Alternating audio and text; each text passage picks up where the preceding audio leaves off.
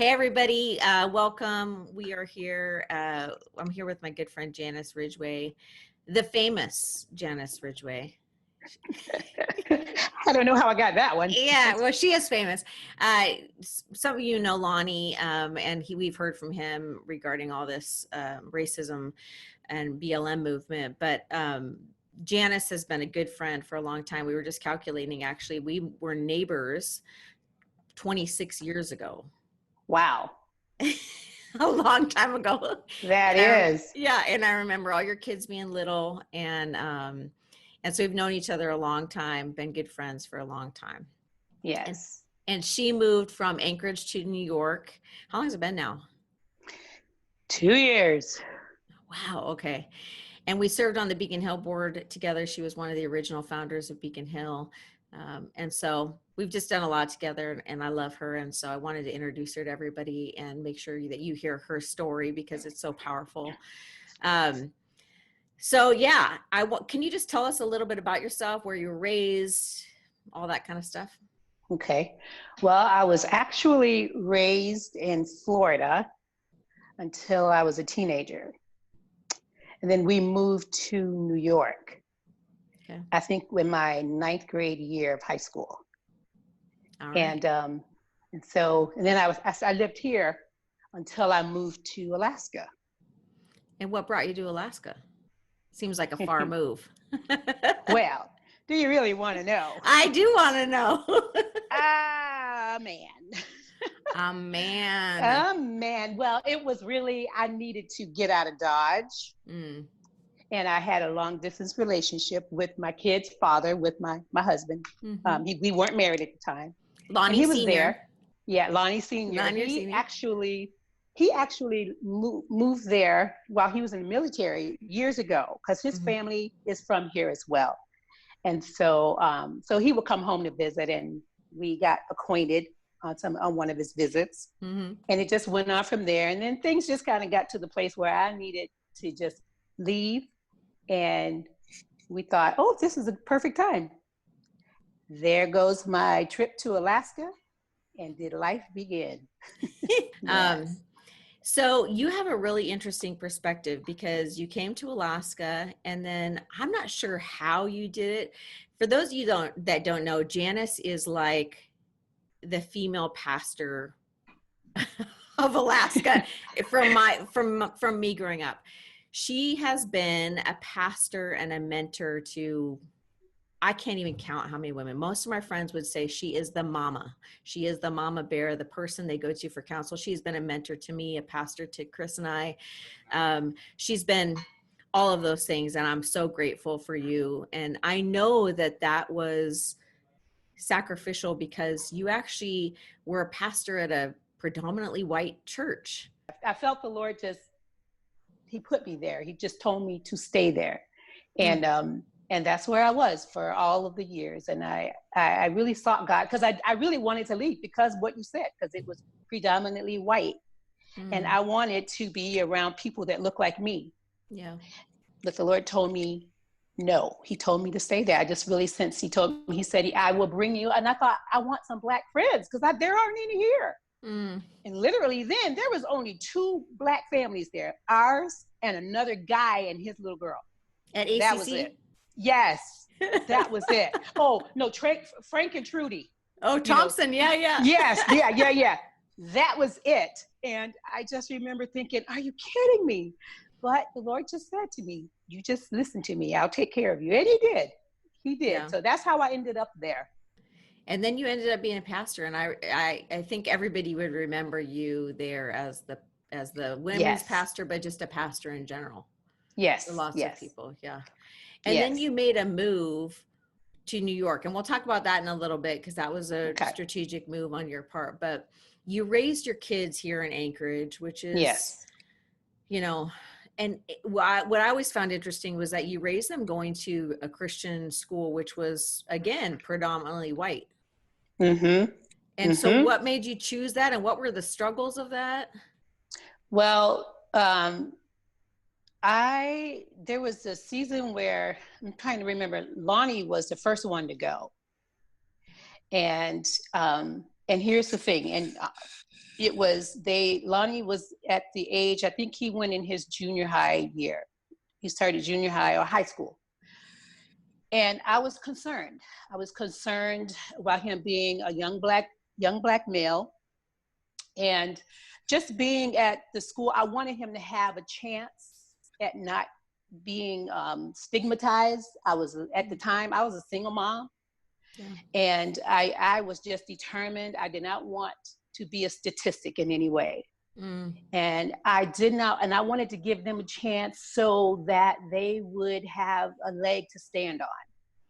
And so I thought, okay, if I'm going to put them anywhere, I'm going to get them here. I started Lonnie in high school there. He didn't really want to go there, but he went. He had a friend that went there, because what I thought was, if I could raise them in an environment where it would be okay for them to choose to do the right thing, and because other people around them would do it, and it won't be so odd for them to choose to do right, then it would just kind of give them a head start. And so that was my goal. And so we did it, and then Jeremiah came along, and he graduated from there. So then we're in their growing up years. I mean, Anchorage isn't really we don't have a lot of Black people as a demographic percentage. Right. So did you face the same being a minority no matter what school they went to, or was it more prevalent in the Christian school? I think it was probably, I don't think they had as many issues in the public school that they went to at first. They had some, I take that back. They did have some issues. Jeremiah, I remember him specifically, and so Lonnie had an issue. He had an issue with, there were some teachers, that he had some issues with, and, Lonnie's very mild-mannered.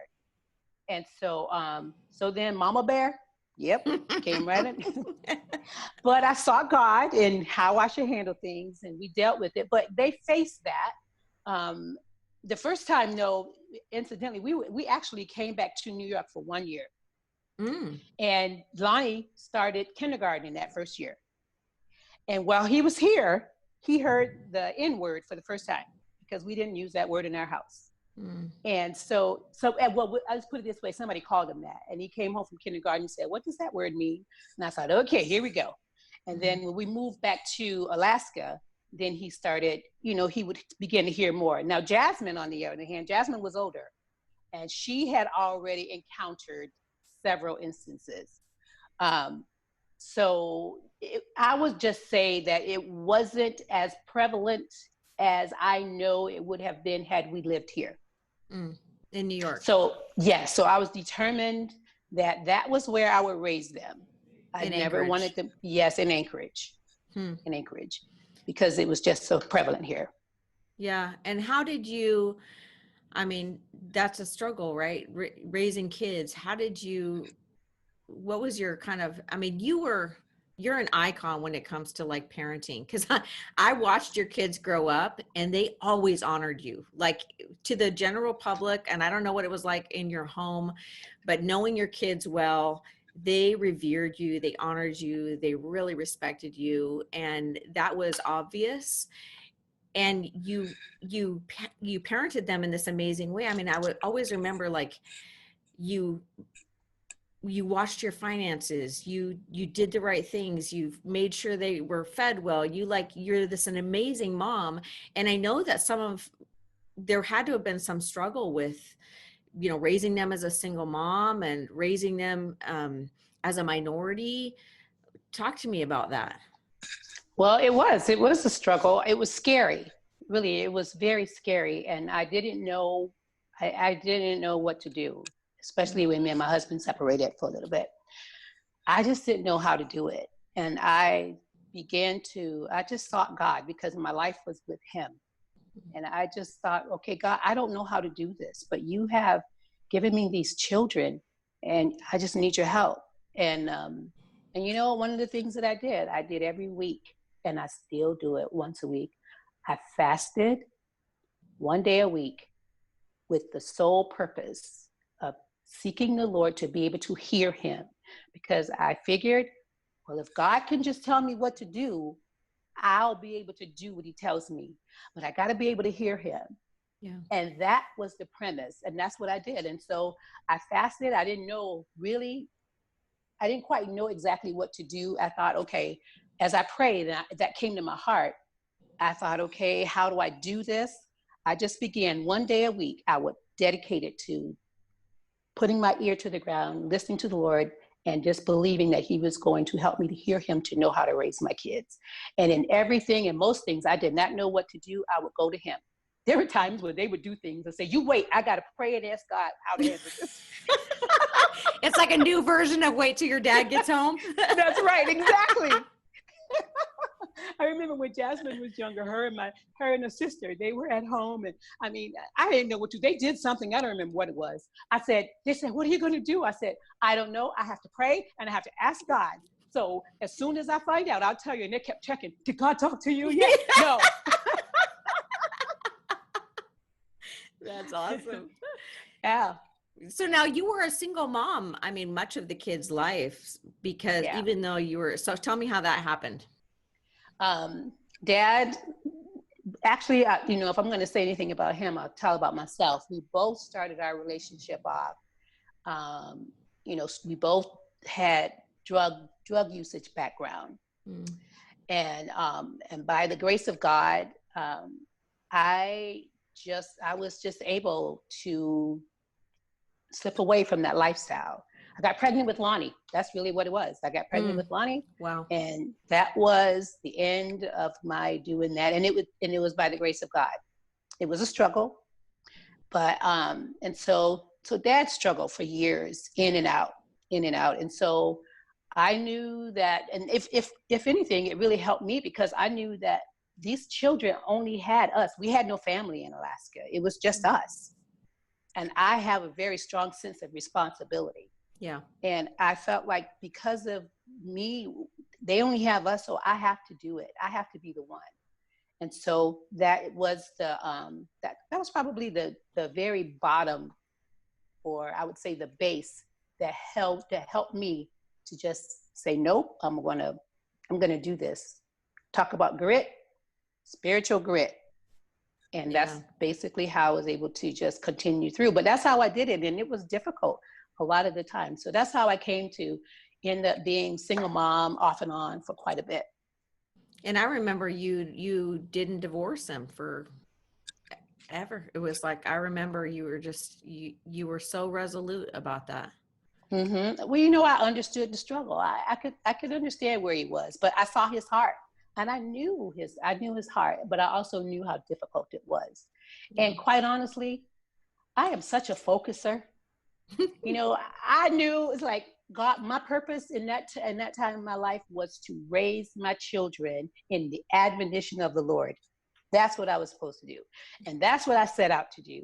And so I thought, I can handle everything. Just let me focus on the kids. Just let me focus on how I'm supposed to take care of them financially and in every way. And so that has helped me, because I'm such a focuser, because things were difficult, but because I had something else to put my focus on, it really helped me to stay on course. And my babies they were just, they were everything to me. Yeah. Yeah. And then Lonnie Sr. died what year now? It's been, I want to say 7 years.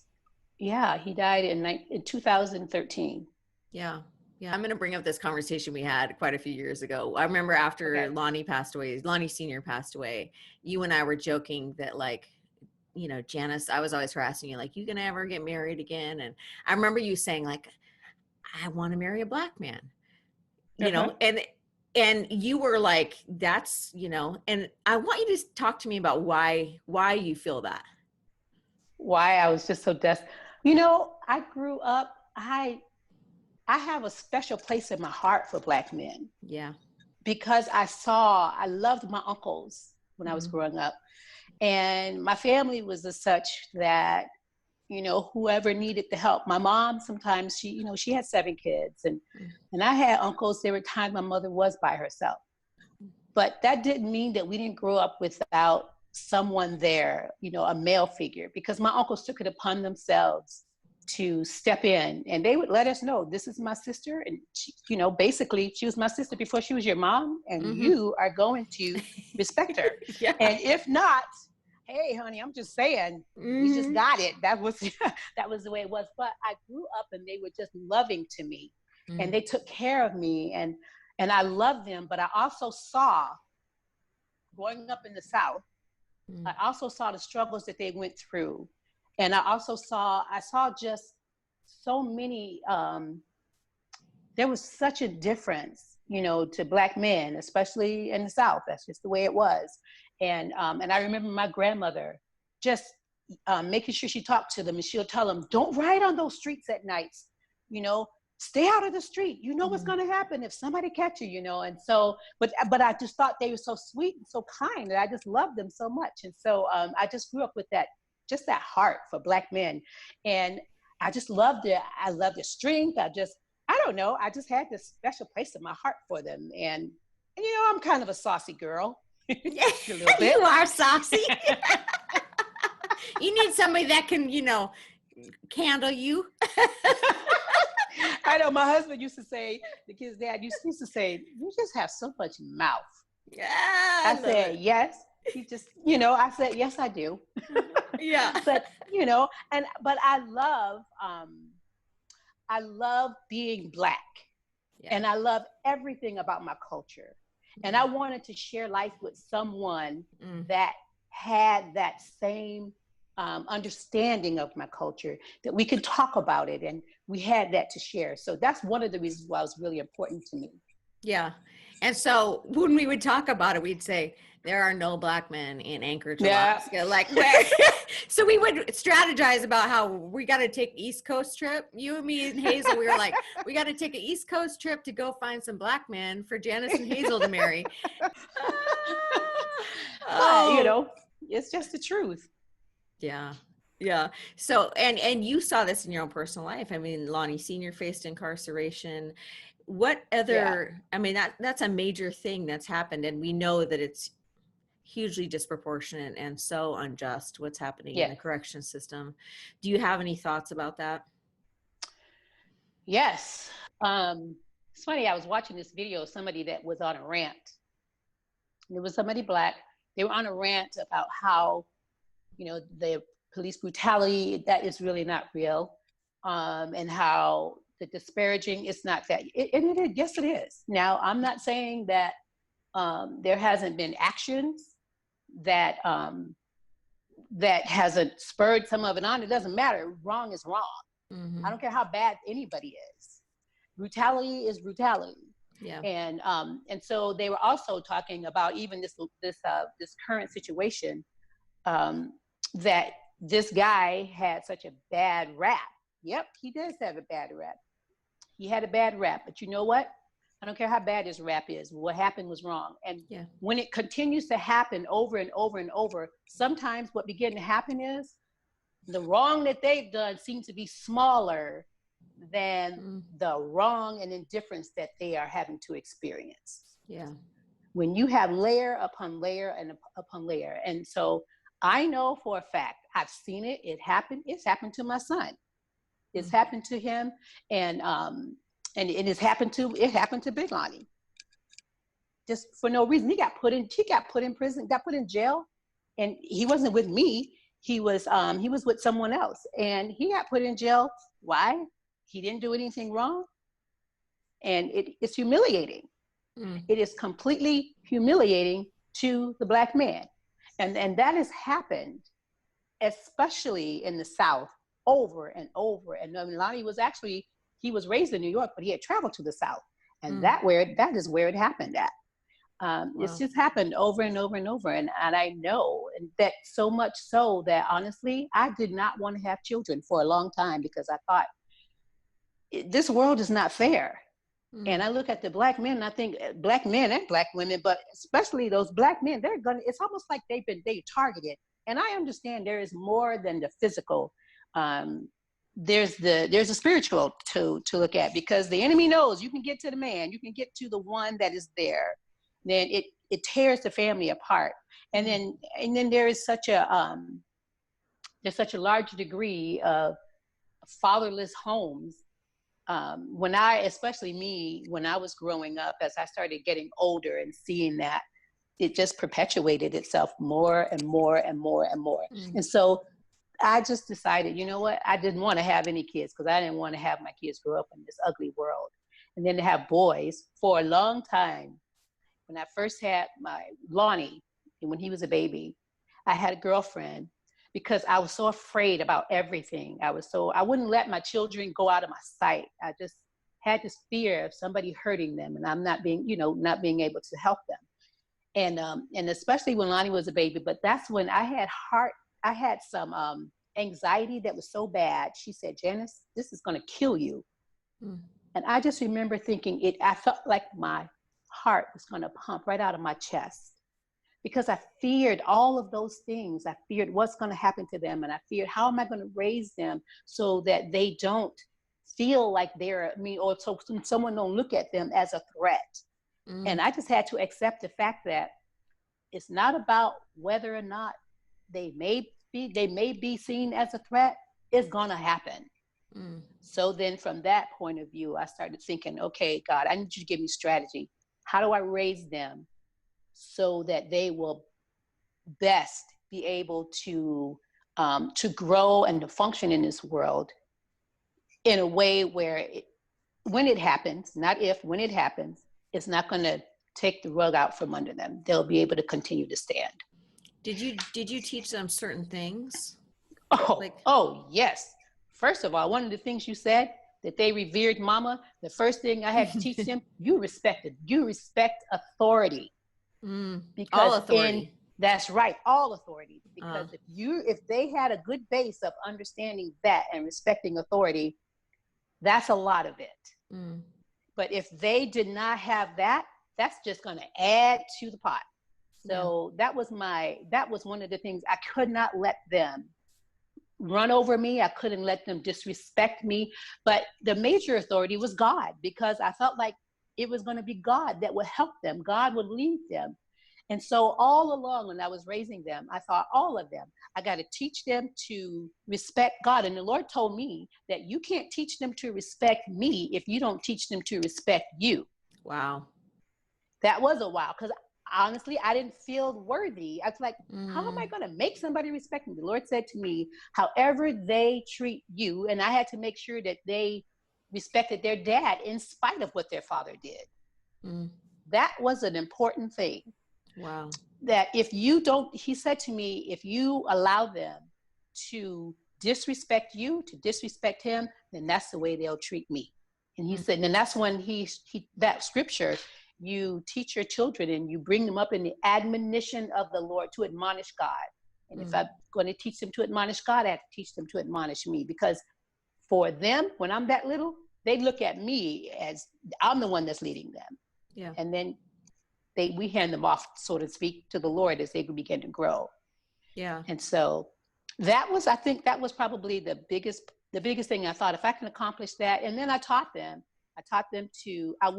I was very strict. I wouldn't let them, I tried to teach them to be mannery, to use their manners, to be polite, to say yes and thank you, because I knew these things would be like a shield, if they were polite. Because the thing is, you got to set them up for as much, you got to set them up for success as much as you can. It's not going to guarantee that they're not going to have issues. It's just not going to do that, but it will help to make their stance stronger. So teaching them to be polite, and to anyone, say yes, ma'am, no, ma'am. Look people in the eyes. In our culture, looking in the eyes is a sign of respect. Yeah. But, and not mouthing off. It's okay to ask questions, ask them respectfully. And that was a big one, because I thought if they ever got pulled over, I don't want them to go, well, what you pulled me over for? That was it, because that would take them out. I wanted to teach them to be respectful, especially the boys, because I always told them, it doesn't matter. You're gonna encounter it, but you just need to know how to encounter it. Wow. Lonnie told a story in his conversation with Chris about you getting pulled over driving a friend's car in the wintertime, I think. And you listened to that, right? Yeah. I want to hear your side of that, like your perspective of that same story. we came and I went through the stop sign, and it was snowing out, and saw the lights. I thought, oh boy, that's the thing. I never want to get pulled over. First of all, I don't like getting in trouble. I'm one of those follow the rules. You're people. A rules person. Yes, I am. And anybody with me, you're going to follow the rules too. Yeah, I'm a rule person. And so I thought, oh man. So I'm already nervous.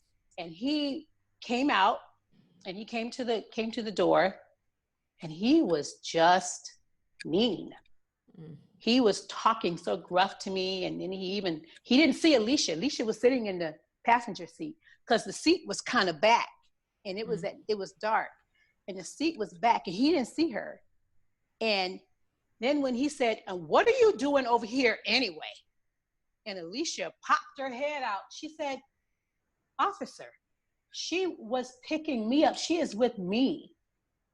And you would have to hear the change in his voice, or in the tone of his voice when he spoke to her. And my heart was pounding. I was so afraid. And I'm looking, I know Lonnie's in the back seat, and I'm thinking he's so afraid. I know he is. You know, we've had talks in our home. And so, so afterwards, you know, when I couldn't even remember what he said to end. I think he got a call or something, but he had to go. And afterwards, my heart just pounded, and the car was just completely quiet. We just drove on and did what we were doing. And I remember just checking on him to see how he was doing later. You know, just like he was a little guy. Yeah. So I said, little buddy, how you doing? You know, and I don't remember if he said anything at all. Usually he would just say, I'm okay. You know? And so, but what I didn't realize, and I asked Alicia this, I said, did you know that this happened, that the cop kind of gave Lonnie a smirky look? Because I'm sure I'm just looking forward, straight ahead. I just wanted them to go. Mm-hmm. And she said, no. She said, because I was so shocked and so stunned that he spoke to you like that.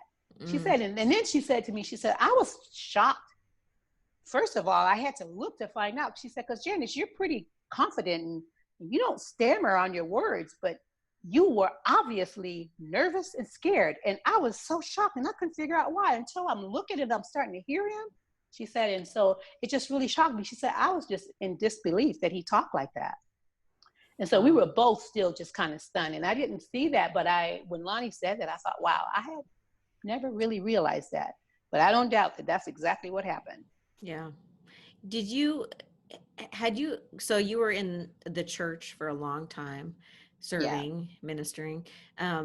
What was your experience with racism inside a church setting? Well, one of the things that I decided a long time ago to do, I decided to, if I encountered an attitude that felt like racism, I would just decide that, and this was the Lord speaking to me, just figure they don't understand who you are, and you just need to educate them. And so don't take it as though it's an arrow against you. It's all their ignorance. And so it would be, oftentimes it was with men, especially being a female pastor. They would make little comments, you know, or just kind of actually act like I'm not there. Oh, yes. You know, that comes to being a female, and, you know, that, but you know, most of it wasn't so much something that anyone said as more as it was the look and how you just feel. I'm telling you, when you've been in that environment, when you could feel that someone has this indifference towards you, you feel it. There's nothing anyone can say. However, because my personality probably is very strong, a lot of people will not necessarily front me or say something like that just straight out. Yeah. You know, and because it was not, everybody knew that I had the favor of Pastor Dick and your dad. And so I think that actually, and I wanted to back up to that encounter with the police. When you think about it, so Alicia sitting up and talking to that policeman, basically what I felt like she did, she was lending her favor on my behalf for him to leave us alone. Mm. Does that make sense? Yeah. So she had some, and so I feel like I rode on that with your grandfather and your father. They just loved me and they made it known. And so if there was going to be any of that, it would have to take someone who was really, who really did not know, and just, I don't know, a harsh situation. So for the most part, I felt protected in that way, where I didn't sense it a lot. You know, if somebody had that attitude, I just decided I'm just not gonna take it as that. Yeah. So you bring up a really interesting point, because one of the things that people are saying right now in the middle of this movement is like, things aren't going to change until the white community starts saying enough. You know, the white community is the one that's going to have to be like, they're going to have to join and say, we can't tolerate this anymore. Because, you know, the minority communities and the Black community especially have been saying this for so long, but it's like, there's this lending of favor to the system, to the power, if you will, the speaking to the power that has to happen on a massive level. And the only people that can like fix the, you know, right the wrong are the white community, to say like, we have been wrong. We have to acknowledge this. And now we have to, what you're saying is this, lend the favor and say like, until this can be changed, that we must build a bridge, and we have to be the ones to do that. Do you feel like that's accurate, or what do you think is going to need to happen for there to be change? Well, I think there needs to be heart change, but there needs to be, I think that's going to help. That's going to help tremendously, because if you think about in the civil rights movement, there was the marches, but you know, those marches weren't just Black people. Right. There are white people in those marches.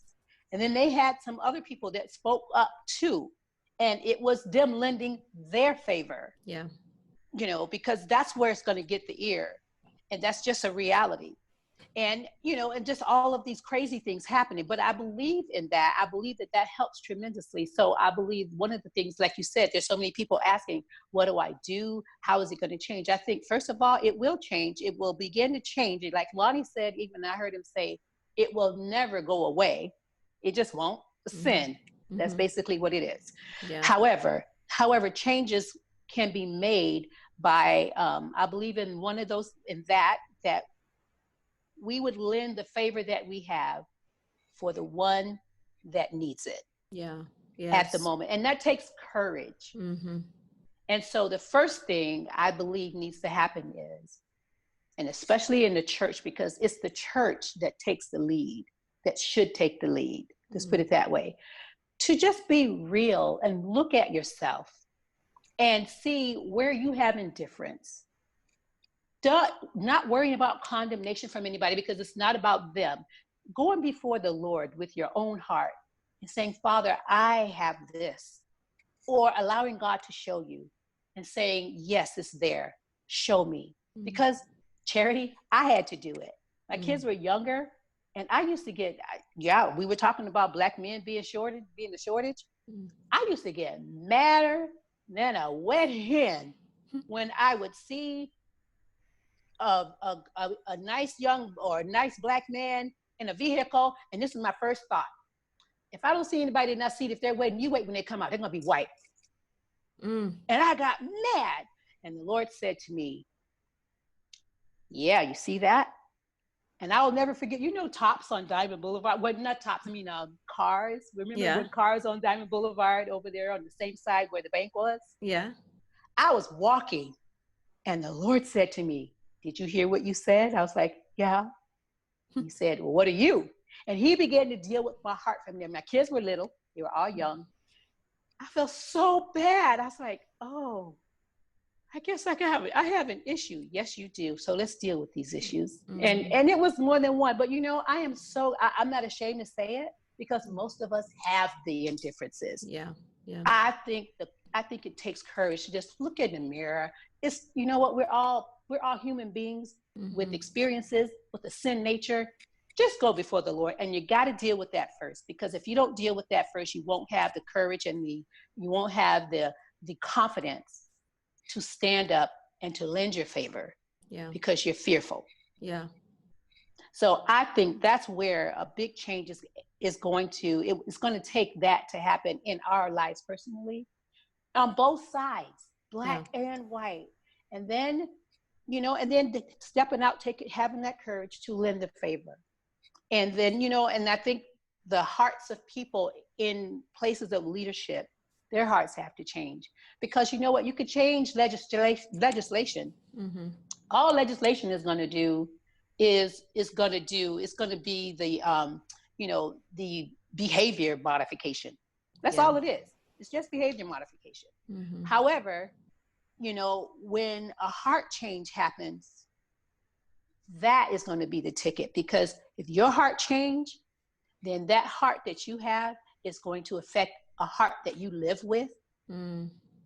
It's going to affect the heart that you do life with, other relationships, and each one reach one. Yeah. And I think that will make a huge difference. Yes, I agree. Good.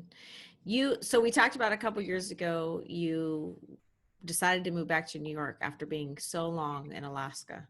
Mm-hmm. Tell me why you did that. Because we miss your face. I miss you being here. I don't like it at all, you being gone. Well, when I first moved to Alaska and I rededicated my life to the Lord, I remember my eyes were open to so many things. And I started, my life was in a white world, and I just started seeing some things that was a little different.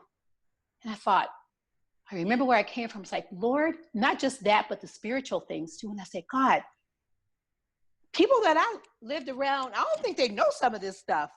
Mm. And I think if they did, it'll help them. So I thought, I was all excited. Lord, I will go back there. I will go back there if you ever send me back, and I'll just go and I will do what you want me to do. Meantime, life happens. Mm-hmm. And I'm thinking crop failure for that one. Lord, just let there not be a harvest on that word. I'm just asking you for crop failure as years. I do not want to go back there. But I knew that I would. And for a long time, Charity, I used to ask the Lord why he had me in a white world, because it felt really lonely a lot. Yeah. And he never answered me. And then one day I was at the intersection of Lake Otis and Dowling. And the Lord said to me, just out of the clear, he said, okay, let's do this. You take care of mine and I'll take care of yours. Because at that time, I didn't open up my heart to mentoring anybody. I felt guilty for giving myself to anybody white, because I felt like I was abandoning the ones that needed me, even my own nieces and nephews. Mm-hmm. So I had a hard time. He said, you take care of mine and I'll take care of yours. Now, come on. We know that was God's sweet way of saying, girl, just suck it up and do what you're supposed to do. But he was just being really sweet to me. So I said, okay. And it was after that I think I went on a trip in Rachel, and I think it was it was Rayanne. Rachel and Rayanne said, Janice, we don't know anything about you. You don't tell us, you don't talk, you don't tell nobody anything. And it was then that I started opening. I said, okay, ask me, what do you want to know? And it just began from there, because it was shortly after the Lord said that to me. Mm. So in doing so, I believe that he wanted me, in doing that, after I said that, I thought, okay, so you never answered my question as to why. So I had been coming home quite a bit because my mom had been ill. Coming home to New York. Yes, coming back home to New York to help take care of my mom. And I was sitting in the guest room that I was sleeping in my sister's house.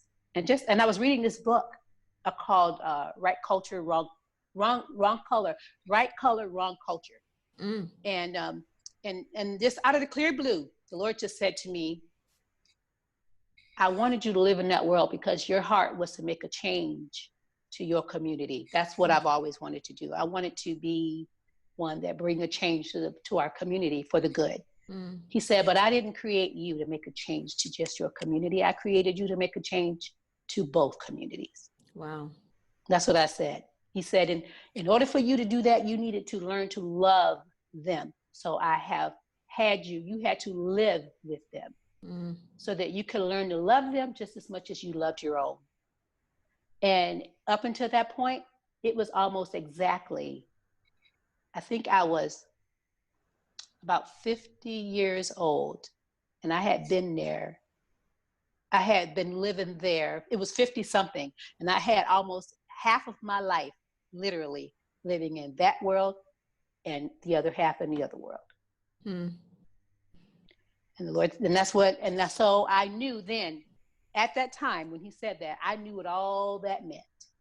That the time was coming closer for me to come home. Okay, well, do you have anything else you want to make sure we know, and especially in light of this, like you have any good sage, good Janice? We call you Janice. They probably don't know yes, that. Yes, you do.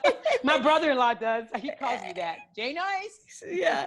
So do you have any parting words for us? Anything you want to make sure we know? Well, I remember talking to a young girl that I was counseling with there. She just wanted to talk to me, and I met with her, and she was white, and it was during a season where something was happening, and she just felt really bad. And one of the things she said, she just cried because one of her Black friends, had an encounter, and she felt so mad, and she felt so bad about being white. And I remember my conversation with her, and I told her, I said, "You listen to me. Don't you ever be upset or frown upon the fact that you were made the way you were made. I love being a Black woman. But you know what we are first? We are first citizens of heaven. And then we were put in the suit that we're in for a purpose. And you find out what that purpose is. And by and large, it is to bring heaven to earth. It is we are ambassadors of heaven. Never be ashamed of who you are. If you're white, you be just so happy, and you live to the fullest. But let me tell you, you do it out of your heart with God first. And you ask the Lord, what is your purpose in all of this?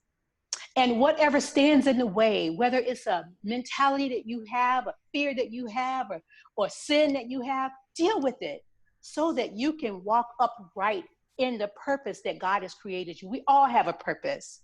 Yeah. Always search for that purpose and be courageous. Don't fear what man can do or what man can say, because really God is he is tops. And if God is for you, who could be against you? That's the reason, even being Black, being a Black female, I don't care. I will do whatever God tells me to do, because he has proven himself to be true, and he will love me when nobody else will. He has, and he always will. So if it takes for me that's why I came here. And I felt like the Lord said he's doing something, and he wanted me to be a part of it. Okay, I don't know what I'm supposed to do. That's how I felt. And it's been unnerving, it's been uncomfortable, but I'm here, and I wouldn't want to trade this and be anywhere else except for where God has called me to be. So if you're white, you be the best God-loving white person that you could be, and you lend your favor where you can, because I've had to lend my favor on the other end for people that I now do it again. Yeah, that's what you do. You do it all, and you do it to the glory of God. Don't be afraid of what you might even see in yourself. Don't be afraid, because God is greater even than that. Yeah, and that's what he wants. He wants us to learn to love well, and we can't do it unless we begin to seek him out. You love your neighbor as yourself. Well, where you have issues with yourself, you're going to have issues with your neighbors. So deal with yourself. Yeah, that's what I would say. Don't be afraid. Just like, educate yourself. Find out what you don't know. And something that Lonnie said that I love, and that is persistent proximity produces perspective. Yes. Make sure you spend time with people that are different than you. Get to know them. Ask them questions. And what I love is, I didn't even realize that I looked on my messenger. I had about, I would say, 4 or 5 people who messaged me because they know me. They said, "Can you just talk to me to find out?" They just wanted my perspective. You know what? If that's what you can be for someone at this time, just a safe place, a safe person that you could talk to, that they can talk to, do that. If you need somebody safe to talk to, find somebody and just open up and say, "Here's where I'm at. Help me." Yeah. And we learn to do life together. That's why I love charity. I got to tell you, I'm going to tell this story before we hang up, before we get finished. Charity, when I met you in 94, I had an issue. I can't remember what it was. My car died. But you know, when you're a single mom, cars always die. My car, I remember died. You always having perpetual car problems. Yes, I did. And I said, I thought, okay, I needed to go to the store. So I ran to your house. I said, Charity, will you give me a ride to the store? You just took your keys in. Here, take yourself to the store. I was like, are you kidding me? You're going to give me the keys to your car? Yeah, just take yourself. So I went to the store. I was in shock. A white girl has never done that. Giving me her keys and said, take yourself to the store. And I did. And you know what? I thought it was during the time when God was softening my heart and helping me to see that not everybody is hard. And you were one of those people that God used to soften my heart and say, baby, just listen up. Not everybody is like that. And you can trust some people. I thought, I can't believe it. I called my sister and told her, you're not going to believe this. Oh, that's so funny. Well, I want to thank you you have lended your favor to me my whole adult life. Like, I don't think I would be able to be ministering or have the influence if it hadn't been for you lending favor. I mean, as really the only female pastor I knew, you lended favor to me and asked me to speak at things, and you would introduce me to people, and you lended me which you have substantial favor. Like, you have substantial influence in this town, and you lended that to me. And I am so, so grateful. And serving on the board of Beacon Hill and all your wisdom you brought to Beacon Hill and your experience, I just love you. I just honor you. You're amazing. Oh, I love you too, Charity. And it's easy to love you. It is. And I love serving on that board at Beacon Hill. I think that's the most exciting thing I've done. I love that above anything that I've done. That has been so tops fun. For me. So fun. So are we still going to do our East Coast trip?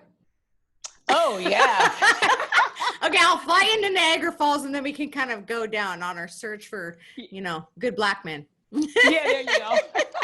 I used to think I'll get in an airport. Maybe I'll see one in an airport. Yeah, that didn't happen yet. All right. Well, I love you, my friend. I love you too. And thank you guys for loving on my son. We love your kids, all of them. Yes. Yeah. Yes. They love you. So you take care. You too.